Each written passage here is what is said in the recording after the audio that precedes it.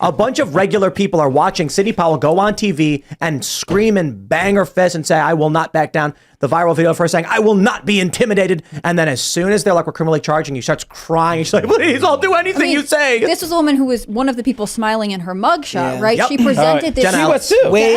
She presented this intensity to an extreme degree. How can we have a country where we're saying, we're anti-establishment, you've got to confront the values here, you have to stick by these things, and then you have these people immediately turn. I mean, obviously it's what the Democrats want, but in some ways, to me, it really foils the motion that Trump filed today in his January 6th case, saying, you should dismiss the case because of First Amendment and double jeopardy. But one of the lines in the case was, under the First Amendment, Trump and his supporters have the right to question and doubt what the government tells them. And so this idea that she knowingly promoted false information, number one, did she know it was wrong? And under the First Amendment, doesn't she have the right to doubt it? I mean, it is sad to see someone who could have argued a really articulate message in court take the plea deal. I understand that there's pressure. On the other hand, if we're a values-based movement, you need people who are willing to defend their values. The bravado is always so much more so online than it is in the real world. But also, like you said, for somebody like you were talking about the makeup, she was a makeup distributor, right? She's signaling to her base who's going to support her anyways.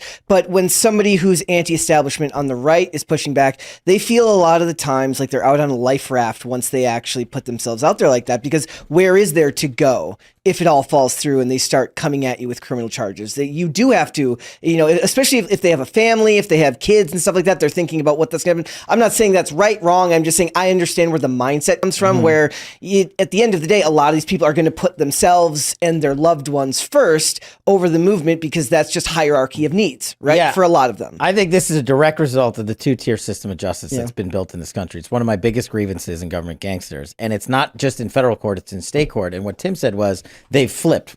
That's the key for me. Okay, what did they flip on? But what they're doing is they're going out to the New York Times and saying, "Ooh, we got Trump's 3 top lawyers." And as a guy from Trump world, I'm telling you, these people barely did anything for the boss.